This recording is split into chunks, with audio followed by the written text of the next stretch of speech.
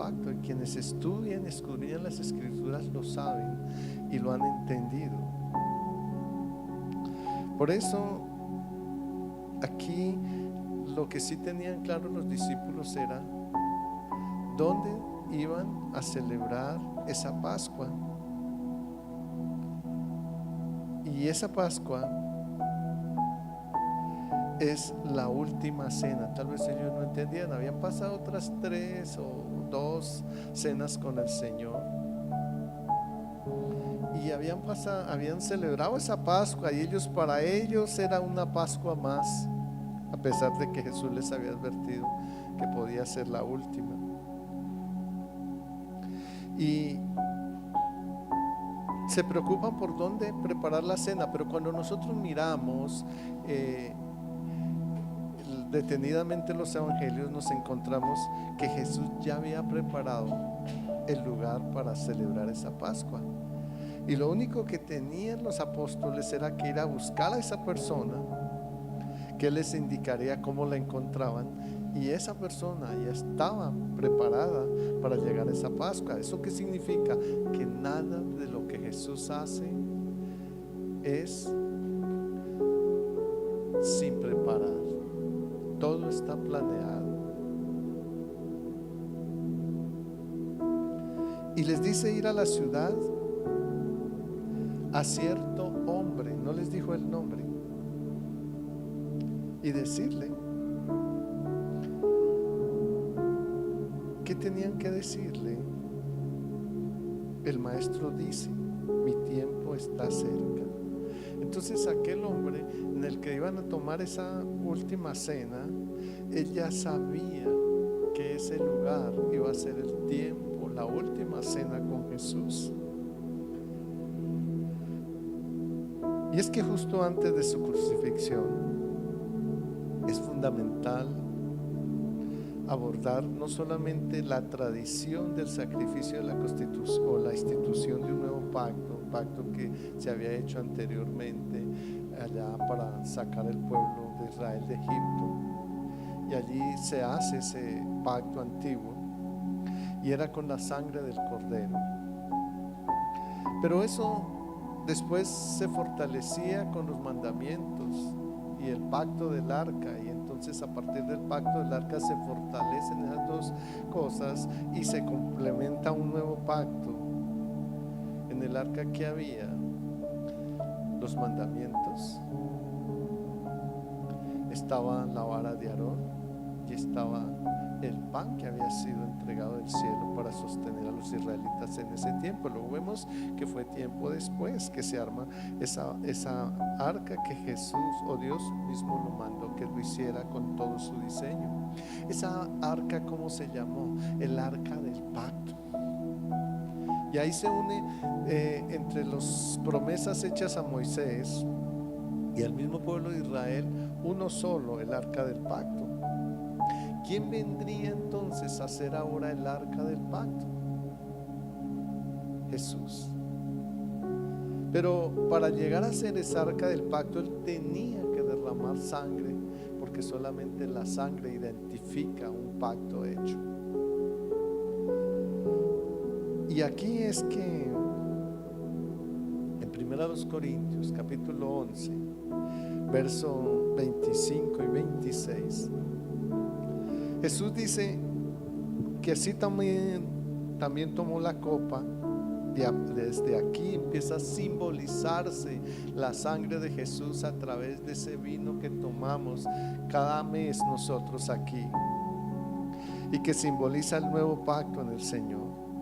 Dice: esta copa es el nuevo pacto de mi sangre. ¿De quién?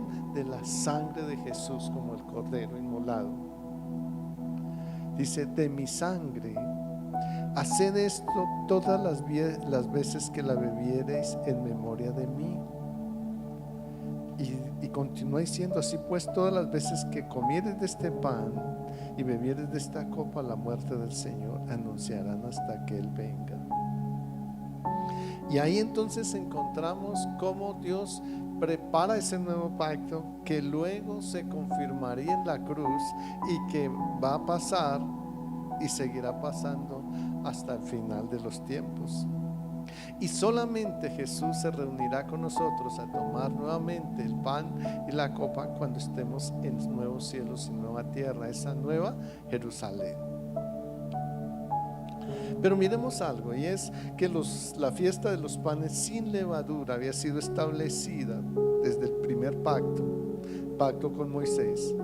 Y también es llamada la Pascua, la cual les decía ahorita conmemora la liberación del pueblo de Israel de la esclavitud de Egipto. Y se celebraba durante 7 días, y los israelitas debían comer pan sin levadura, simbolizando la rapidez con la que salieron de Egipto. Esos 7 días.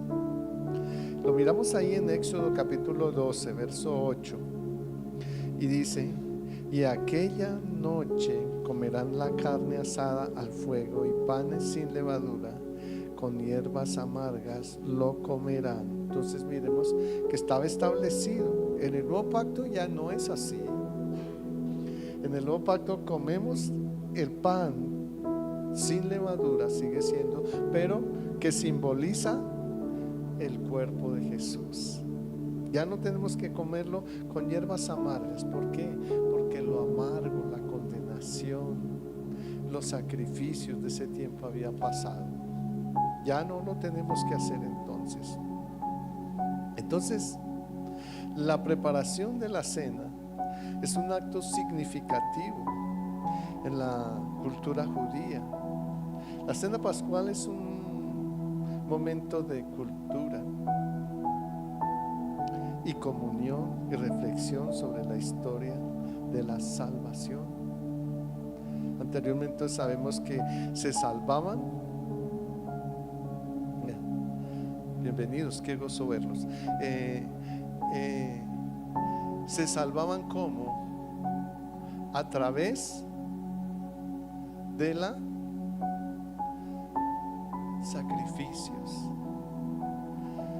De esa manera lo hacían, a través de sacrificios. Tenían 7 días, pero eso se hacía cada año. Se hacía en el año de Abib, que era el mes de abril, entre el 15 de marzo y el 15 de abril. Ahí estaba todo. Y la preparación de la cena, entonces, vemos que era un acto significativo, y las personas les daban un anuncio desde antes para que se prepararan para ese día. Y esa es la razón por la que nosotros, valiéndonos de la Escritura, siguiendo la Escritura, no tomamos la cena cada 8 días como se hace en algunos lugares. ¿Por qué? Porque nosotros durante un mes tenemos que estar preparados para recibir esa cena pascual. La cena tiene una connotación muy alta. La cena se convierte en un momento de revelación y establecimiento de un nuevo pacto. Eso es lo que simboliza. ¿Qué es el nuevo pacto? Jesús lo dice: este es el nuevo pacto que haré con ellos después de aquellos días, después del antiguo pacto, después de sacarlos de la esclavitud. El nuevo pacto en Jesús es sacarnos de la esclavitud del pecado. El pueblo de Israel, ya lo vimos, fue sacado de la esclavitud humana para darles una libertad. Pero para pasar, al llegar a esa libertad, tuvieron que pasar por el desierto. Y en ese desierto todos sabemos todas las pruebas que tuvieron que pasar.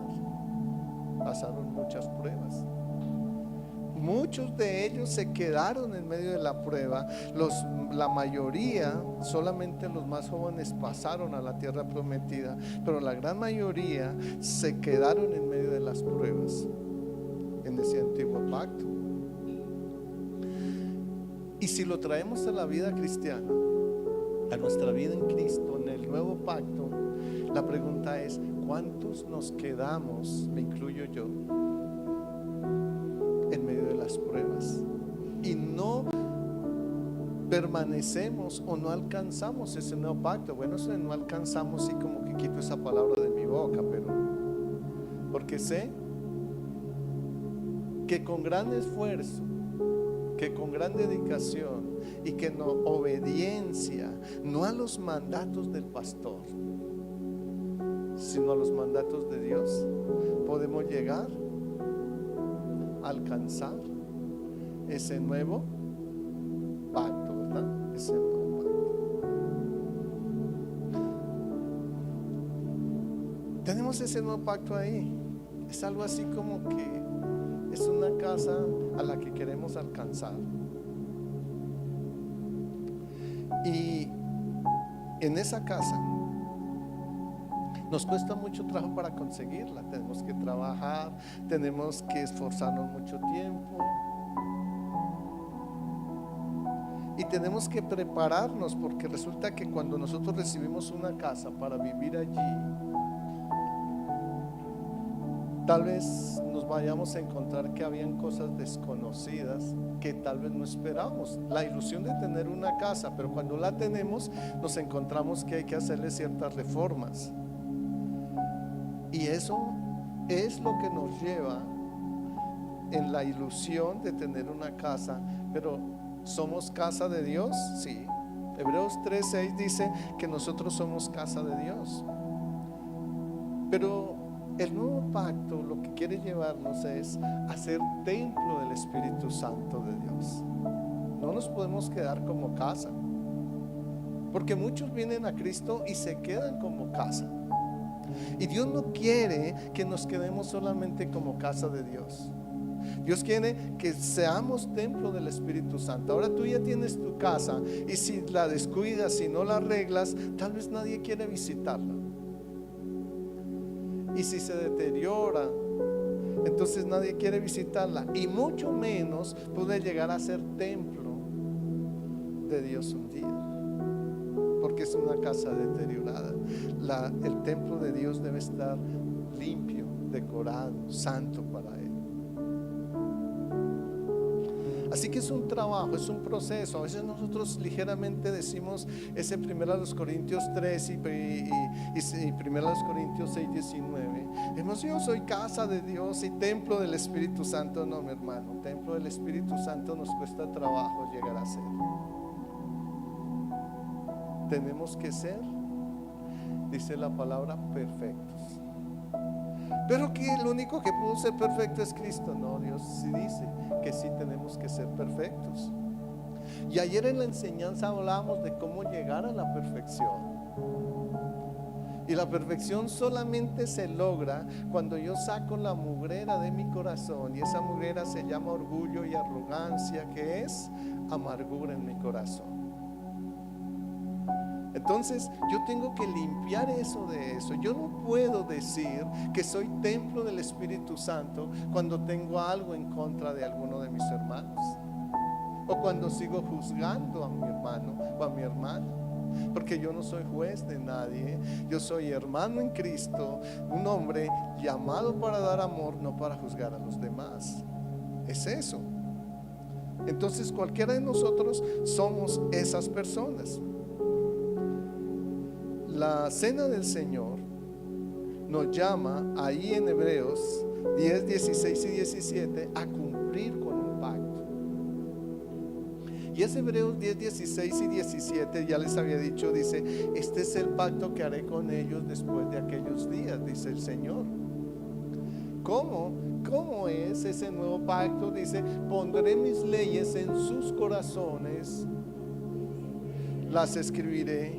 Y mire lo que dice: nunca borrón ni cuenta nueva. Somos entonces ahora casa de Dios. Nunca más me acordaré de sus pecados y transgresiones. Entonces todo eso nos lleva ¿a qué nos lleva ese pacto? A que entendamos que Jesús es el mediador de un mejor pacto. Ya no que no teníamos que cumplir ordenanzas y sacrificios, no. Ya no, ya es un pacto moral, no es un pacto sacrificial. El pacto antiguo es un pacto sacrificial. Teníamos que hacer sacrificios para poder adquirir salvación. Nosotros ahora tenemos en Cristo Jesús un pacto moral. Y ese pacto moral es solamente en obediencia. es obediencia.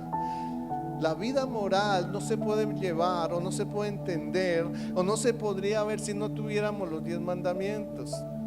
Por eso es una mentira cuando nos dicen que Jesús ya quitó los 10 mandamientos. No, porque Él mismo lo dejó ahí en las escrituras, ya todos lo sabemos. Entonces, ¿cómo yo vivo una vida moral si no me confronto? Si no me puedo confrontar frente al espejo, que es el que me puede demostrar no la salvación, el camino de la salvación. ¿Qué son los mandamientos? El camino hacia la salvación, ¿cierto? No son mi salvación. Mi salvación es Cristo. Él es mi salvación, mi Salvador. Pero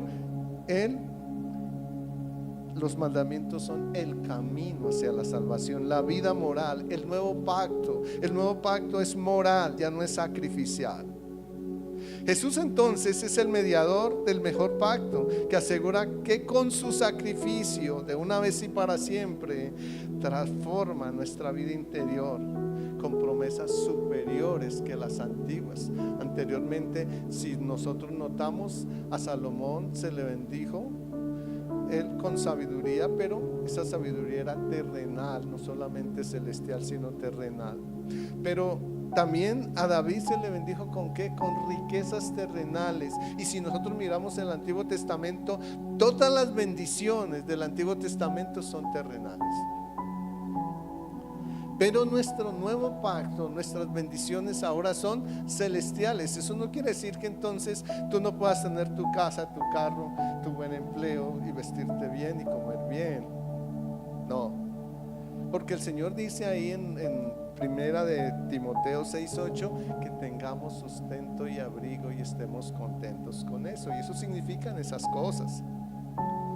Lo que no podemos es seguir haciendo riquezas que no vamos a necesitar y que de pronto vamos a acumular y que nos sacan del orden de Dios. Jesús es el mediador del pacto y en Él tenemos que mirar. Hebreos capítulo 9 verso 15 nos dice: así que por eso es mediador de un nuevo pacto, para que interviniendo la muerte de la remisión de las transgresiones que había bajo el primer pacto, los llamados reciban la herencia eterna.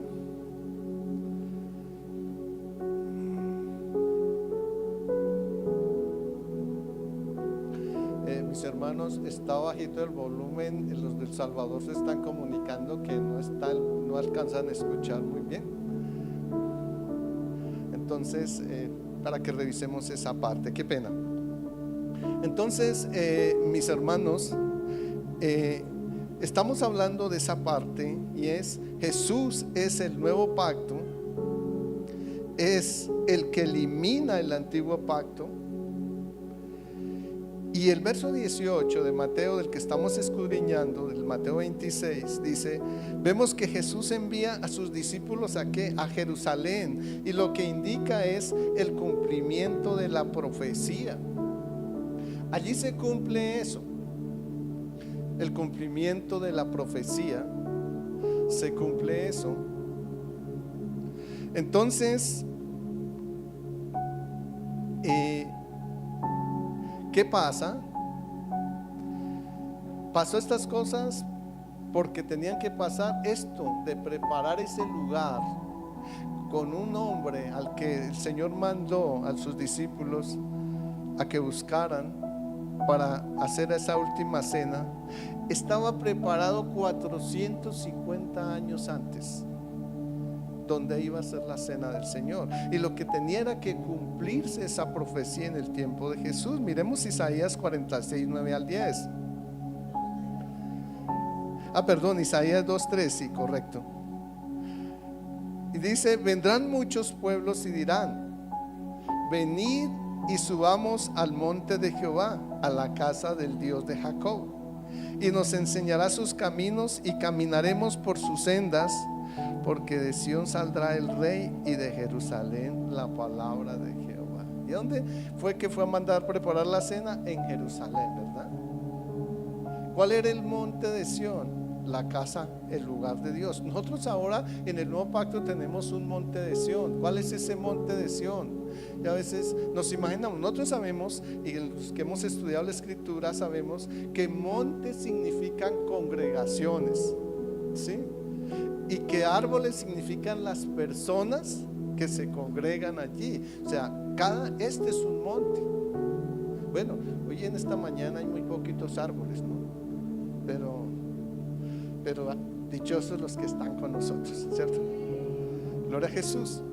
Entonces, eso es un monte. Dios está haciendo un monte y cada congregación es un monte. Pero finalmente tendremos que ir al monte de Sión final. ¿Y cuál es ese monte? ¿Y quién va a ser nuestro pastor en ese monte? Se llama Jesús. Y el monte está en la Nueva Jerusalén. Allí estaremos.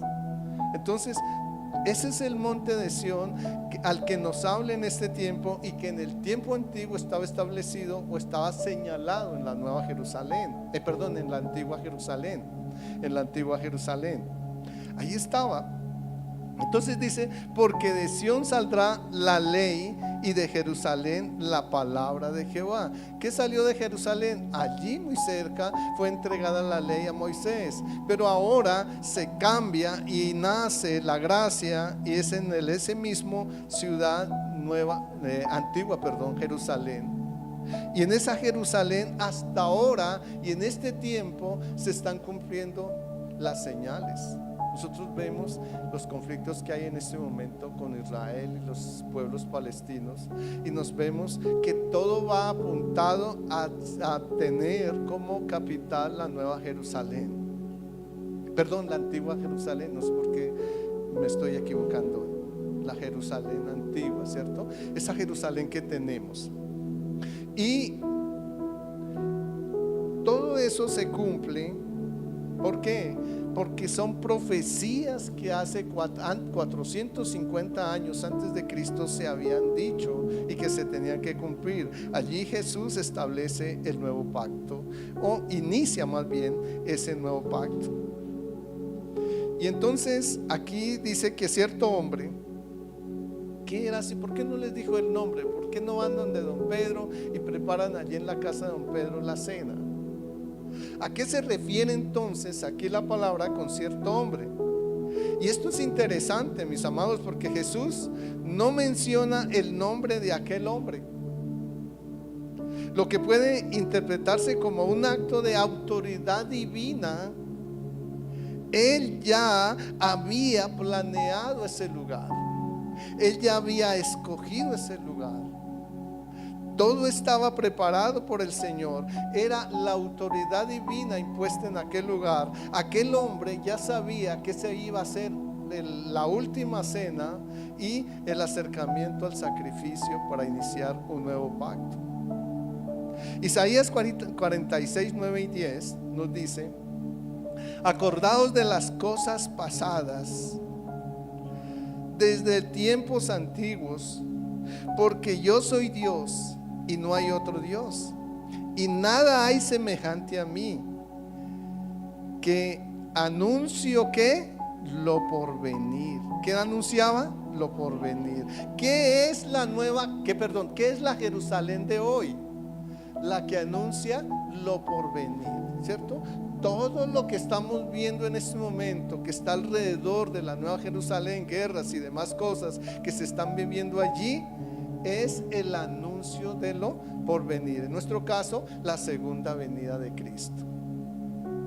Entonces dice que anunció lo por venir desde el principio. ¿Desde cuándo lo anunció? Desde el principio. Es un plan perfecto de Dios, y desde la antigüedad, lo que aún no era hecho, que digo, mi consejo permanecerá y haré todo lo que quiero, dice, y haré todo lo que quiero. Todo lo hace Dios, todo lo que Él dijo, y está escrito, que lo vimos en Mateo 24 cuando lo estudiamos, que era un pequeño apocalipsis. Todo eso lo hace Dios porque Él quiere. Y uno dice: pero ¿cómo? Por ejemplo, esto que los hijos se levanten y maten a los padres, o que los padres maten a los hijos, y rebeldías y demás cosas. Entonces dicen, pero eso ¿por qué? Bueno, se tiene que cumplir. Y también decimos, pero ¿por qué se levantan? Y ayer también en las enseñanzas, creo que el estudio bíblico que lo veíamos en los de más tarde en el estudio bíblico, y veíamos como una de las señales importantes es que se levanten falsos maestros y falsos pastores en este tiempo. Es necesario que eso acontezca, dice la palabra. Entonces es importante porque esto nos muestra que las señales del fin, y todo se rodea, o todo rodea más bien aquella Jerusalén, porque ese es el centro de la tierra donde tienen que salir las señales alrededor del mundo. Este hombre entonces es considerado, aquel a que Jesús mandó que buscaran, es un hombre considerado como un seguidor de Jesús, que estaba preparado para recibirlo y que tenía conocimiento de lo que iba a pasar. Ese tal hombre, o aquel cierto hombre. Miremos qué nos dice Efesios capítulo 1, verso 11. En Jesús dice, en Él mismo tuvimos herencia, habiendo sido ¿qué?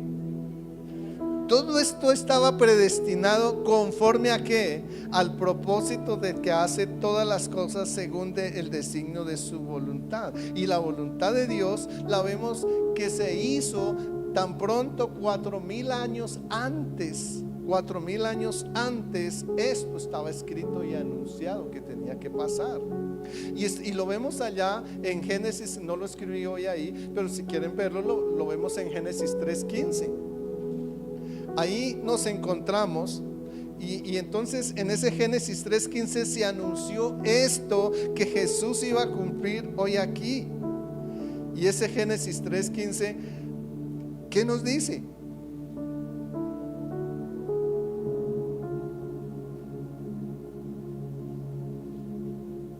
Pondré enemistad entre ti y la mujer, y entre tu simiente y la simiente suya. ¿Con quién estaba hablando aquí el Señor? Con Satanás. ¿Sí? Entre tu simiente y la simiente suya, esta te herirá ¿dónde? En la cabeza. En la cabeza. Ya les he enseñado en qué momento Jesús hirió a Satanás en la cabeza, ¿cierto? Cuando le quitó la autoridad terrenal. ¿Qué es una cabeza? ¿Cuál es la cabeza de nuestro país en este momento? Se llama Gustavo Petro. ¿Sí? ¿Quién le quitó esa autoridad? Jesús. Jesús le quitó la autoridad que a Satanás. Entonces dice, Él lo hirió en la cabeza. Pero luego, ahí más adelante dice, y tú le herirás. ¿A quién le dijo? A Satanás. Tú le herirás en el calcañal, ¿cierto? Y cuando Jesús lo clavaron en la cruz, no fue en las plantas de los pies como nos hacen creer que fue que clavaron a Jesús en las plantas de los pies. No, fue en el calcañal, o en los calcañales donde le metieron el clavo. El dolor que un hombre en la tierra puede sentir mayormente, más que todos los dolores del cuerpo, son ahí.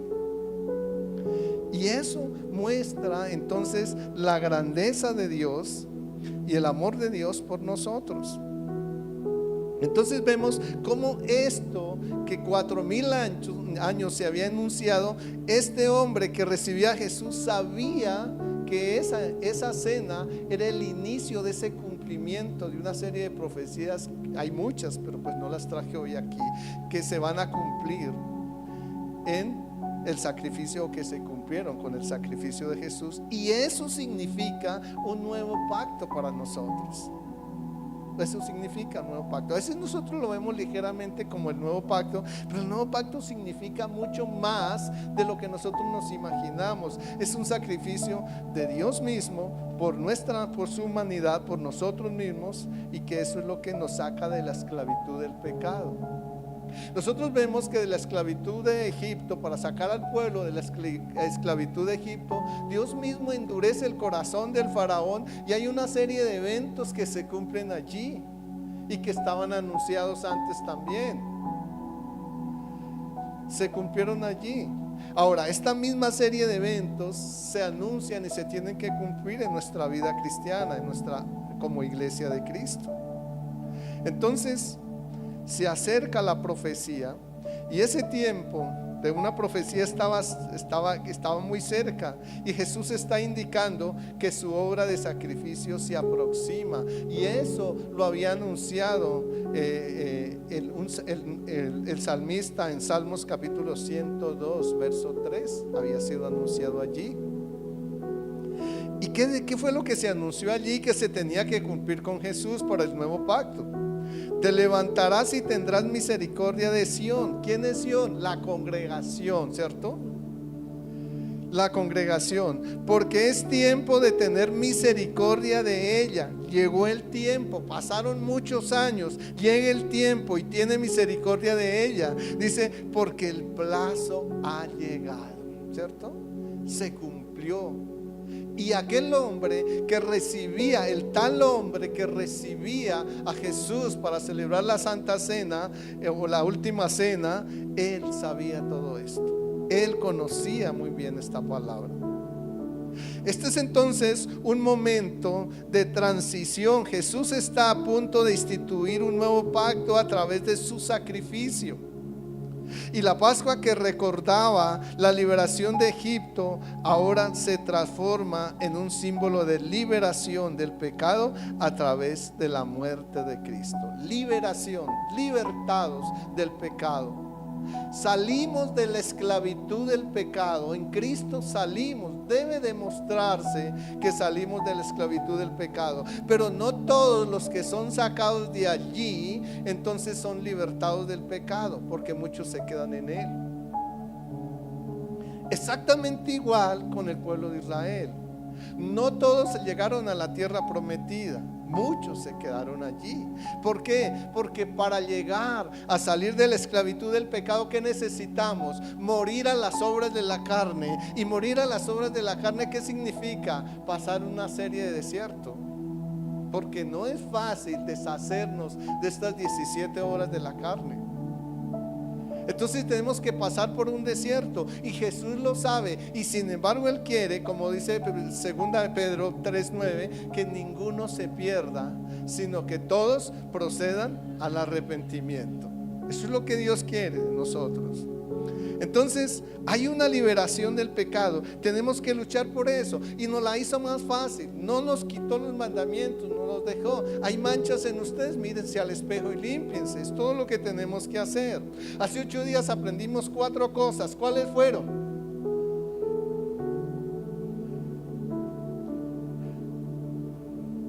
Tenemos que reconocer 4 cosas: el pecado, el perdón. Después del perdón, el arrepentimiento. Y del arrepentimiento, ¿a qué tenemos que llegar? A la restauración. Son las 4 cosas que aprendimos en 8 días. No les van a olvidar, hermanos. Entonces necesitamos, para estar en el nuevo pacto, esas 4 cosas. Mire que todo tiene un enlace en la enseñanza. Entonces la Pascua que recordaba la liberación de Egipto ahora se transforma en un símbolo de liberación del pecado. Que miremos 2 Corintios 5:21. Al que no conoció pecado, por nosotros se hizo pecado. ¿Para qué? Para que nosotros fuésemos hechos, ¿qué? Justicia de Dios en él, ¿cierto? Entonces, ¿qué ocurre? Yo necesito justicia. Tengo un conflicto, necesito justicia. Hoy en día existen unas comisarías de concertación, donde uno va con la persona que se está disgustando, y allí ¿qué hacen? Nos hacen firmar un documento donde dice: si usted viola ese documento, entonces comete injusticia, pecado, en este caso con Jesús, ¿no? Y entonces Él nos da esa justicia. Dice, nosotros somos, Él nos da esa justicia, pero nosotros tenemos que cumplir con ese pacto, una firma de pacto. Nosotros tenemos que cumplir con ese pacto. Y entonces, si cumplimos con ese pacto, no tendremos falta alguna. No hemos violado la ley. Pero ¿qué nos dice Gálatas 5:1? Estad pues firmes. ¿Con qué?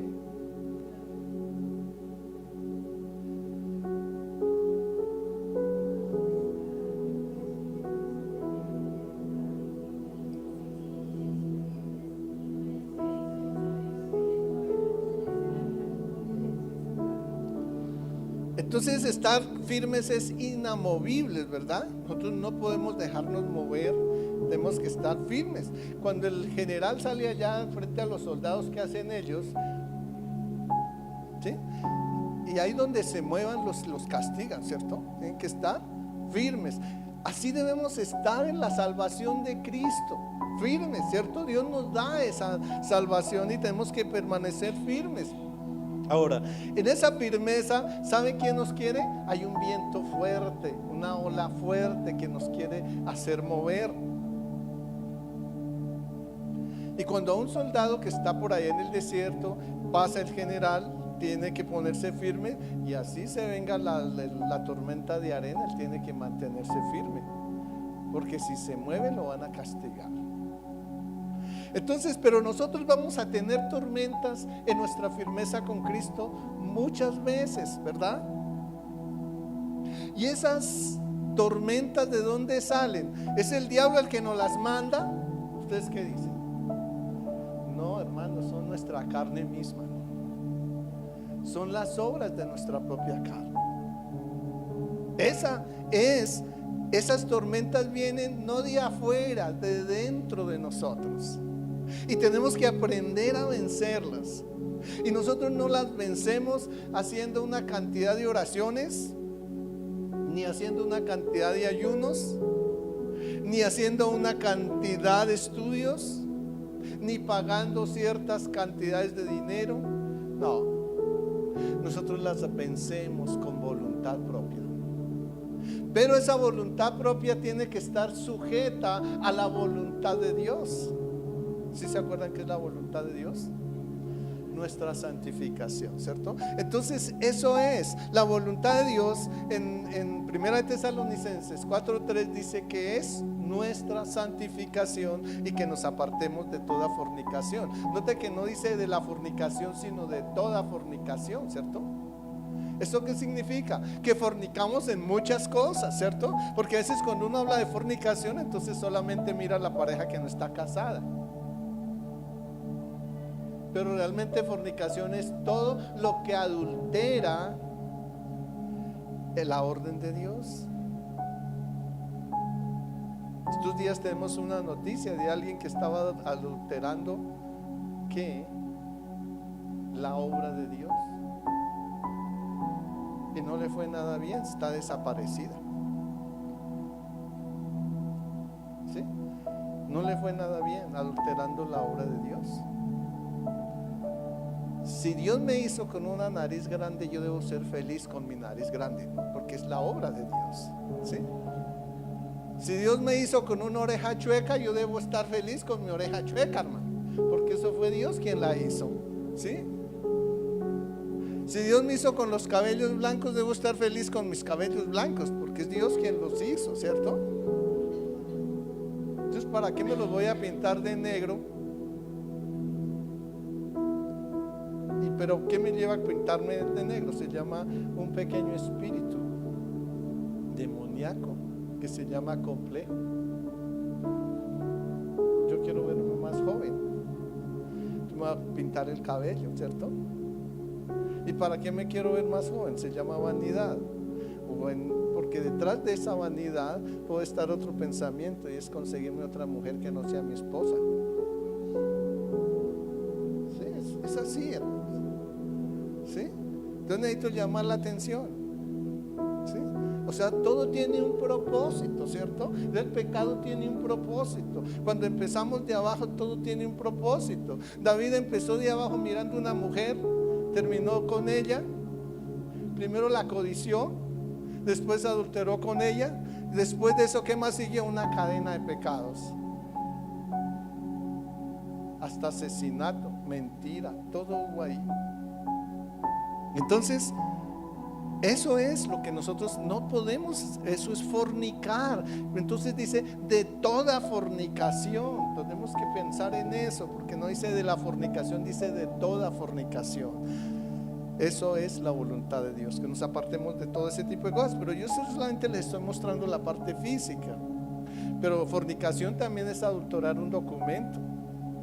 Fornicación también es prometerle aquí una cosa a mi hermana Paola y después no cumplirle. Eso es fornicación, ¿sí? trae consecuencias con Dios. Eso es lo que Dios quiere, que nos apartemos de eso. Si realmente sentimos estar en el nuevo pacto, debemos hacer una serie de cambios en nuestra vida.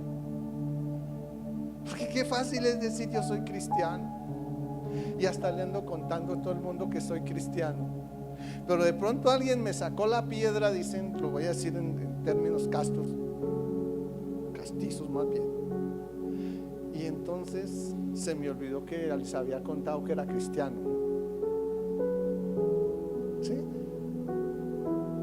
Entonces, qué difícil es. El camino al nuevo pacto no es nada fácil. Y el primero que lo hizo para que nosotros viviésemos con Él, sabemos todo lo que tuvo que pagar para que ese nuevo pacto existiese. Entonces, eso es el nuevo pacto, que es el título que tenemos hoy. Es la institución de un nuevo pacto. En Cristo no es fácil. El que nos dijo que eso era fácil es un mentiroso, hermanos. ¿Por qué? Porque vamos a tener dificultades todo el tiempo. Esto en Mateo 26, 17 y 18, que es el que escudriñamos hoy, no sé si lo hayan entendido, pero si no lo han entendido, levanten la mano y digan: yo no lo he entendido, pastor, explíqueme nuevamente, ¿sí? Pero realmente es un hermoso recordatorio de la planificación divina y un cumplimiento de profecías. Ya lo vimos ahí. La preparación de la cena pascual no es solo un acto ritual, sino un momento trascendental, pero a veces lo tomamos como un acto ritual.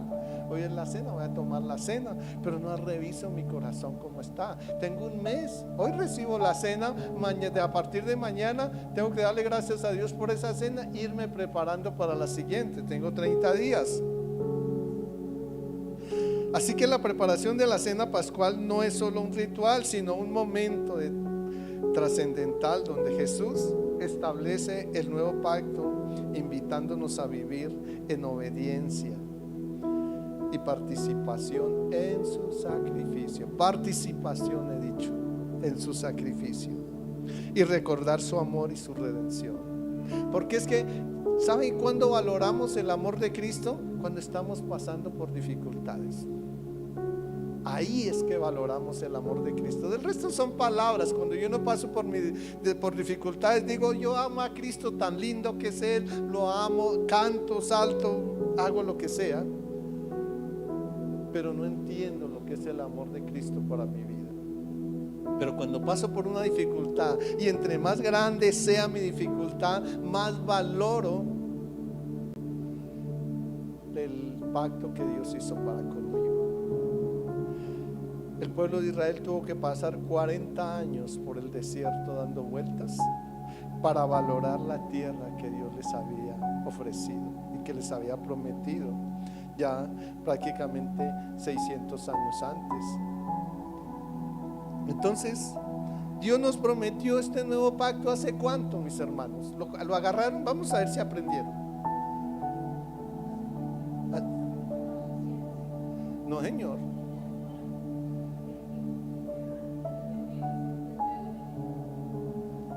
¿Desde cuándo? Yo lo leí. ¿Desde cuándo? Ustedes también lo leyeron.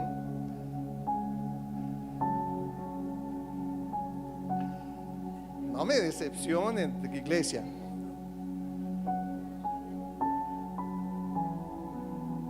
Desde 4000 años antes, Él nos prometió ese nuevo pacto, ¿sí?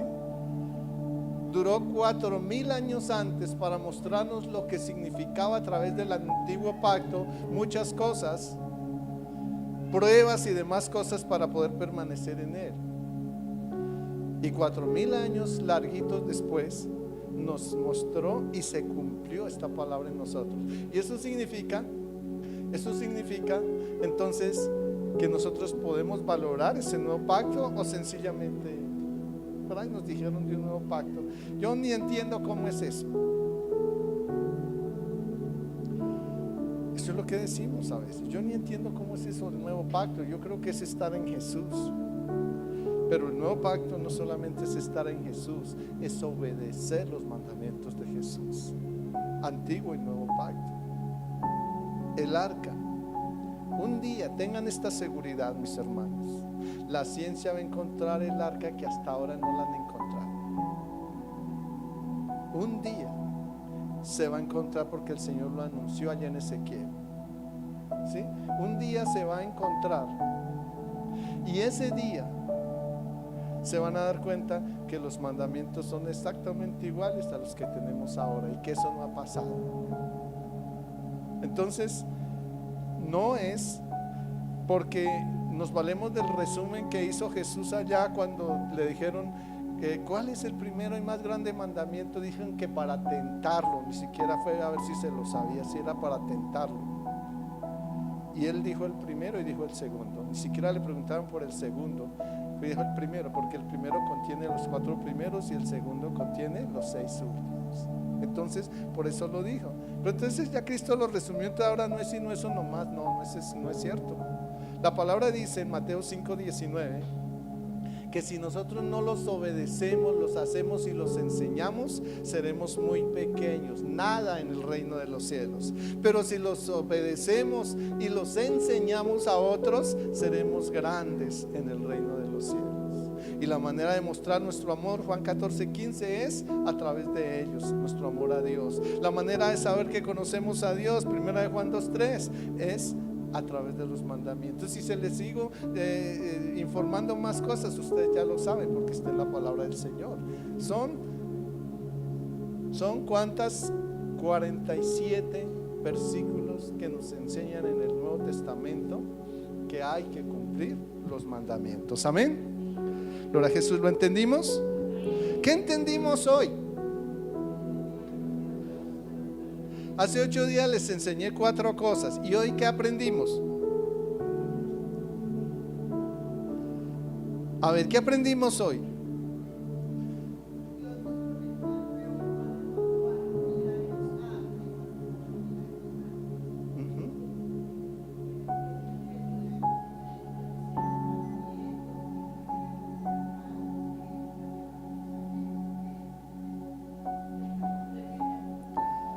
¿Qué es el monte de Sión? La Nueva Jerusalén. ¿Qué son los montes actuales? Las congregaciones, ¿cierto? ¿Y quiénes son los que forman la congregación, ese monte? Los árboles, que somos cada uno de nosotros. Y alguien me dijo, ¿cómo va a comparar a los hombres con árboles? Pues Jesús dice que Él es el árbol de la vida. Y si nosotros somos semejantes a Él, también seguimos eso, ¿cierto? Entonces es eso, mi hermano. Y ese árbol de la vida dice que estará allá en la Nueva Jerusalén y que Él será nuestra luz. Allá ya no tenemos que pagar arriendo, ni servicios, ni nada, ni impuestos, nada, ¿cierto? Así que todo descanse en el Señor. ¿Aprendimos? ¿Sí o no? Gloria a Jesús.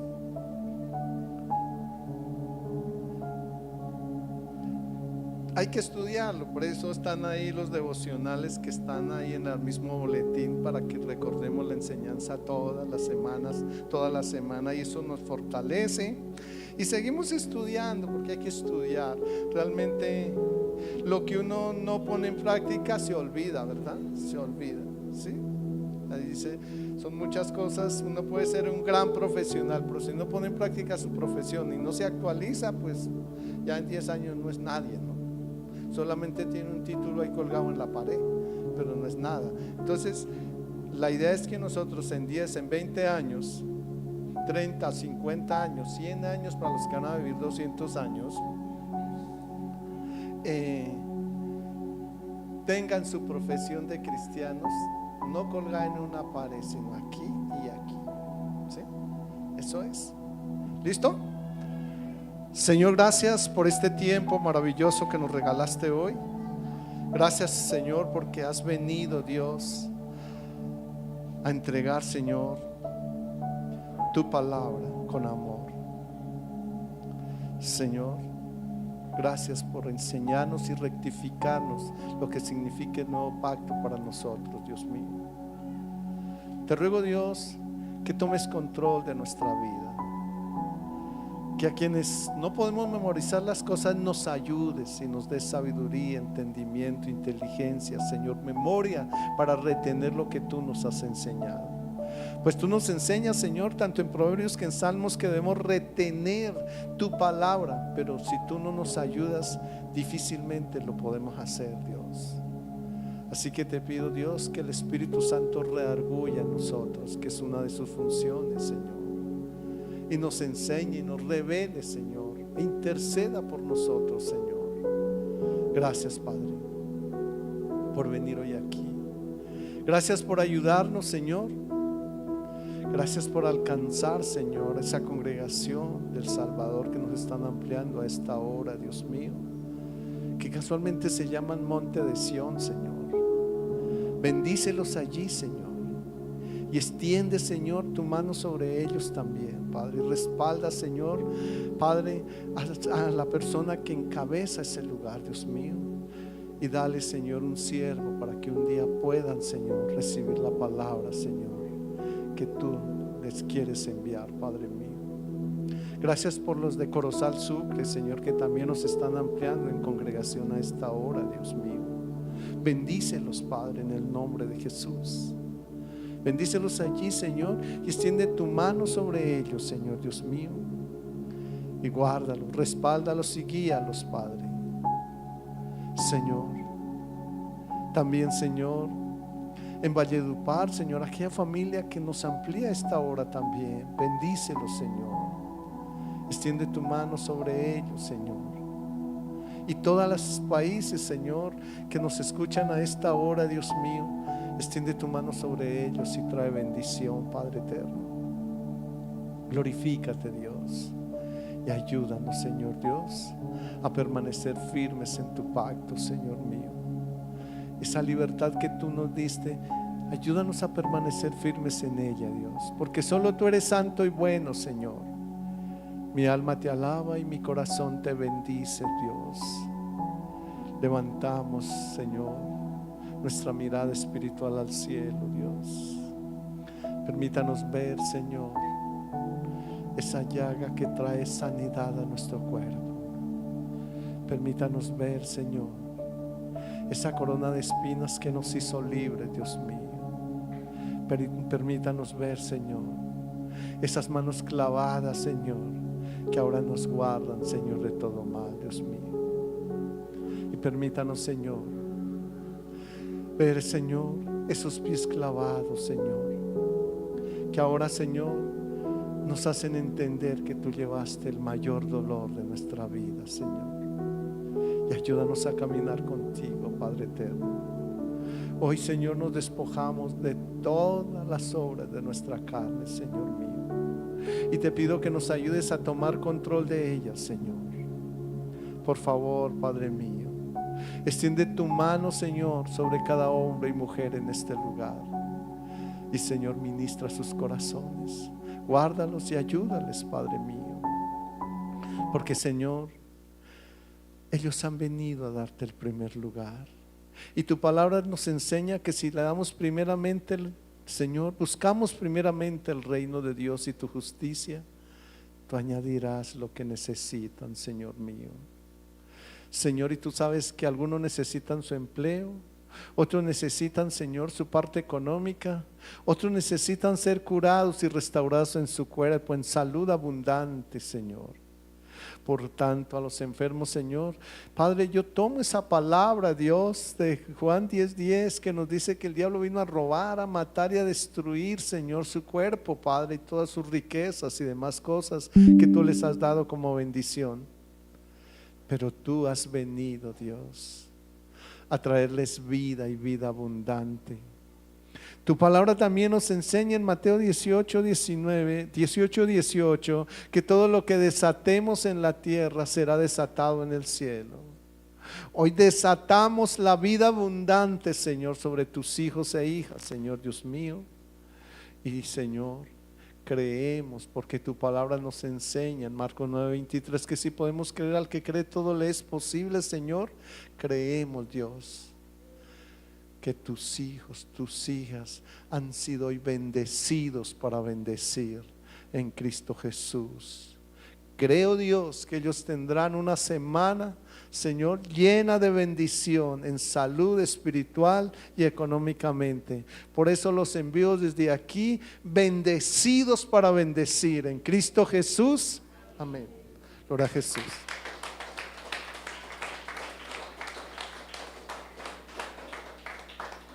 Que el Padre de mi Señor Jesucristo les continúe bendiciendo.